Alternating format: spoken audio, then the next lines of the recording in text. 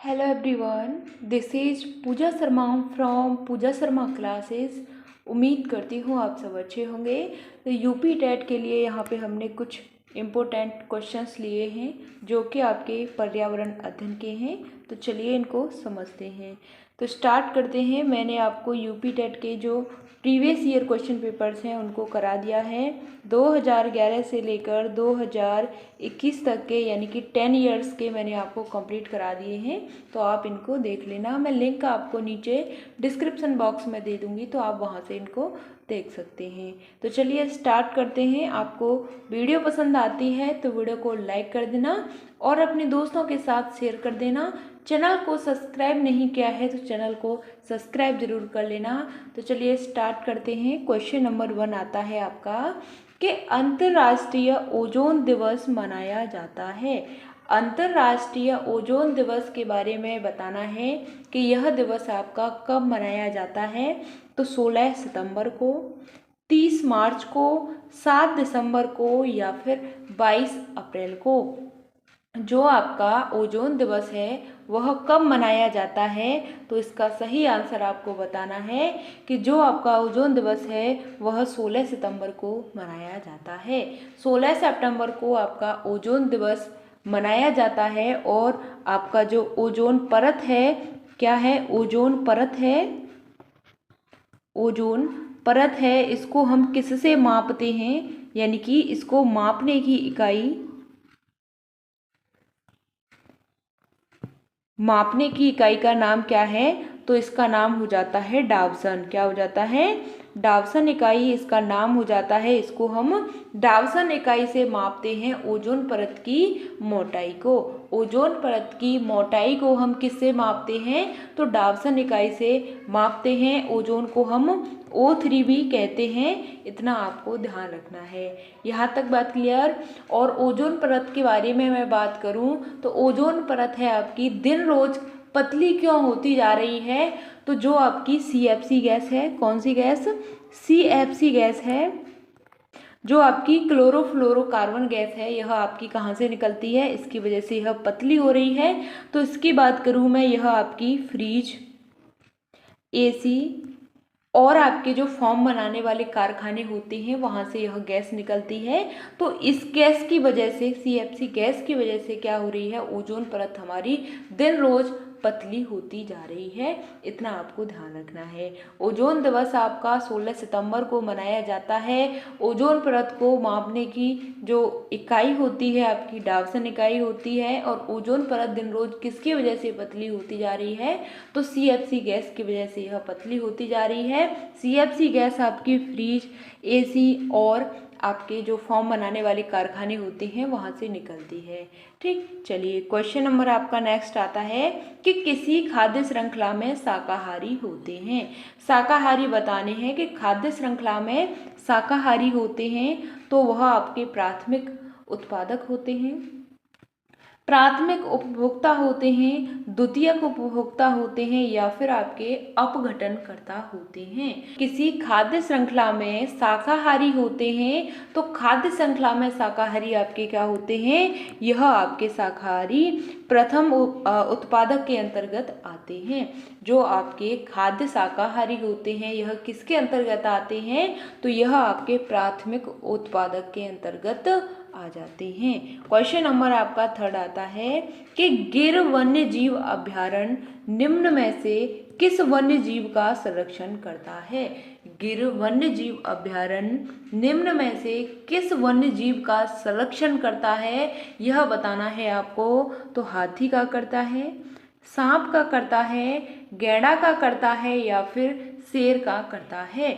आपको बताना है कि गिर वन्य जीव अभयारण्य है, यह निम्न में से किस वन्य जीव का संरक्षण करता है, तो यह आपका किसका करता है, शेर का करता है। किसका करता है, शेर का करता है, आपको ध्यान रखना है। और यह जो आपका अभयारण्य है कहाँ पर, तो यह आपका गुजरात में हो जाता है।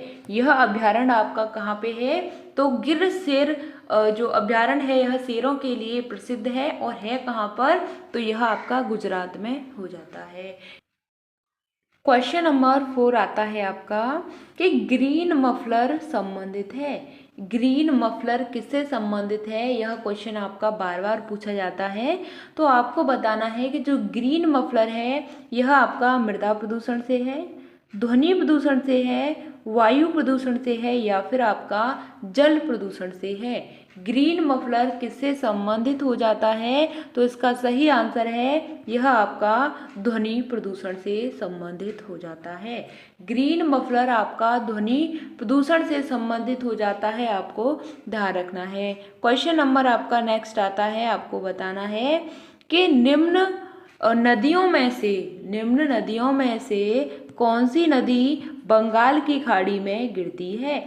यहाँ पे बताना है, यह आपको 4 नदियाँ दे रखी हैं, तो इनमें से कौन सी नदी आपकी कहाँ पे गिरती है, बंगाल की खाड़ी में गिरती है।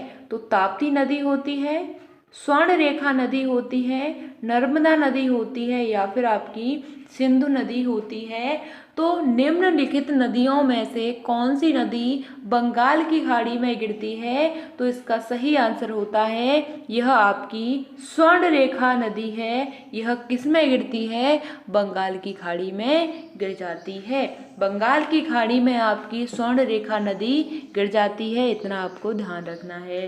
क्वेश्चन नंबर 6 आता है, आपको बताना है इसका आंसर कि राकेश कक्षा 5 पर्यावरण विज्ञान शिक्षक द्वारा दिए गए कार्य को समय से प्रस्तुत नहीं करता है, अतः सबसे उपयुक्त सुधारात्मक उपाय हो सकता है।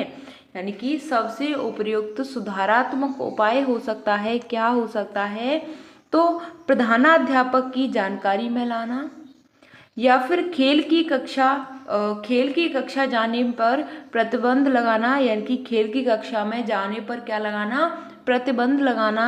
प्रतिबंध मतलब रोक लगाना, ठीक। ऑप्शन 3 आता है कि उसकी अनियमितताओं के कारणों को जानकर उसे सही मार्गदर्शन देना। ऑप्शन 4 आता है कि उसकी अनियमितताओं को लिखित जानकारी माता पिता को देना। आप एक शिक्षक हैं तो बच्चे के लिए आप क्या उसके बारे में सोचेंगे, क्या उसके सुधार के उपाय के बारे में आप बताएंगे। तो इसका आंसर आपको बताना है, आपको बच्चे की तरफ जाना है सिर्फ पॉजिटिव वे में, ठीक। तो प्रधाना अध्यापक की जानकारी में लाना इस बात को, यह बात आपकी क्या हो जाती है, बिल्कुल गलत हो जाती है। खेल की कक्षा में जाने पर बच्चे पर रोक लगाना, यह बात भी बिल्कुल गलत हो जाती है। खेल के माध्यम से बच्चे हैं वह शिक्षा ग्रहण करते हैं, तो यह बात आपकी यहाँ पे गलत हो जाती है कि बच्चे पर हम क्या लगा रहे हैं, प्रतिबंध लगा रहे हैं, ठीक।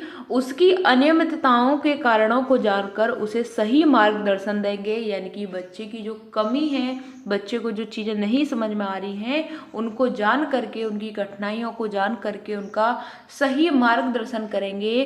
तो यह बात आपकी बिल्कुल सही हो जाती है। ऑप्शन 4 को भी देखते हैं, उसकी अनियमितताओं को लिखित जानकारी उसके माता पिता को देंगे, तो यह बात भी गलत हो जाती है। बच्चे को माता पिता को उसके बारे में लिख के जानकारी नहीं देनी है, तो यह बात बिल्कुल गलत हो जाती है।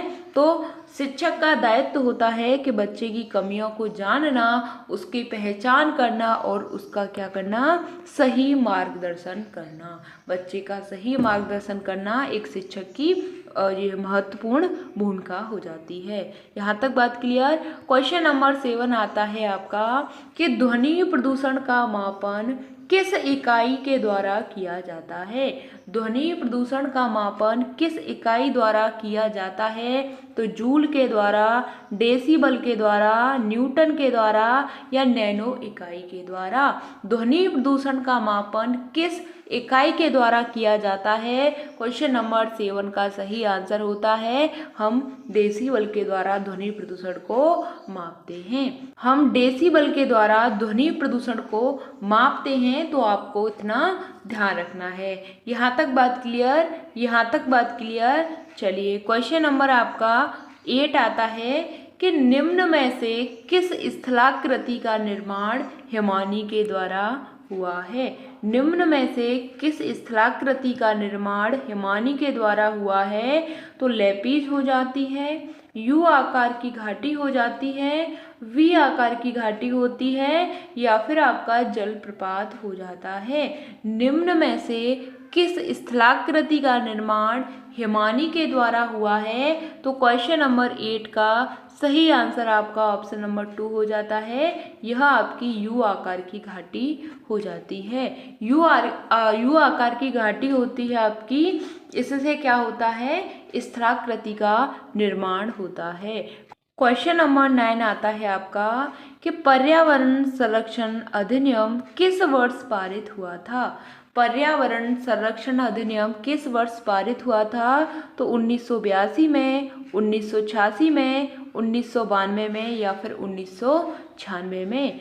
पर्यावरण संरक्षण अधिनियम की बात करें तो यह आपका 1986 में पारित हुआ था। 1986 में आपका पर्यावरण संरक्षण अधिनियम पारित हुआ था, आपको ध्यान रखना है। क्वेश्चन नंबर आपका 10 आता है कि भूमंडलीय तापन का कारण है।